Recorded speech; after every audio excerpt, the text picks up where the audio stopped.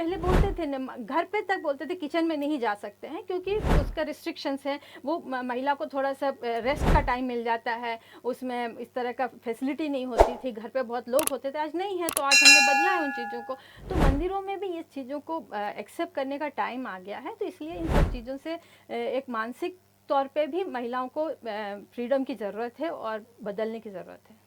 ठीक है अमित जी, एक सेकंड, 10 सेकंड दीजिएगा। बोलिए बोलिए, जल्दी से बोलिए। बिल्कुल बिल्कुल, देखिए अभी मैम ने कहा, ये भी कहा था कि अयप्पा स्वामी सिर्फ एक जगह ब्रह्मचारी नहीं हो सकते हैं, वो हर जगह ब्रह्मचारी है, लेकिन अन्य टेम्पल्स में तो जाने को मिलता है। देखिए हम भगवान को कई रूप में पूजा करते हैं, कहीं पे उनको ब्रह्मचारी रूप में पूजा करते हैं, कहीं उसी को ब्रह्म नहीं, अयप्पा रूप स्वामी में अलग तरीके ब्रह्मचारी से पूजा हैं, करते हैं। उनको हर जगह ब्रह्मचारी के रूप में ही करते हैं। ठीक है अमित जी, तो मान्यताएं उस जगह की अलग अलग होती हैं, तो उसका हमें सम्मान करना चाहिए। ठीक है। हाँ साधना मैम बोलिए, कुछ कहना चाह रही है? देखिए ये बहुत अच्छा लगा मुझे जकिया जी को सुनकर के और शाइनी जी को सुनकर के कि आपकी भावनाएं महिलाओं के अधिकार के प्रति कितनी शानदार हैं। और आपने हिंदू धर्म में कहा कि जो कुप्रथाएं हैं उसको हटाना चाहिए। आपने कहा सती प्रथा हटाओ, हमने हटा दी। आपने कहा पर्दा प्रथा हटाओ, हम हिंदुओं ने बिल्कुल हटा दी। हमारी महिलाएं कहीं भी घूंघट करके आपको सड़क पर दिखती नहीं।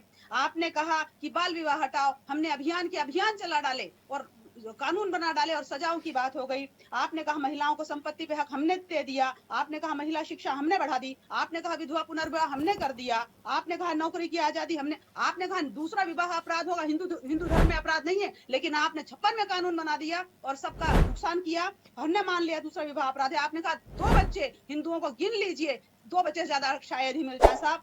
आपने कहा कि पर्दा प्रथा हटा दीजिए, हमने हटाई, इस्लाम में बढ़ गई। आपने कहा सती प्रथा, आपकी खतना प्रथा आज भी चालू है। आपका लीगल बलात्कार हलाला जैसी प्रथा आज भी चालू है। आपकी महिला शिक्षा शून्य की तरफ जा रही है। ये 4 विवाह और उसके अलावा अन्य विवाह भी, ये आपका अंत नहीं है, क्योंकि आपको एसटी एसजे से डर लगता है। और ये बार बार तर्क देना कि अन्य में नहीं हो तो हिंदुओं में क्यों नहीं, हिंदुओं को, अरे साहब एक ही धर्म के पीछे लग जाइए।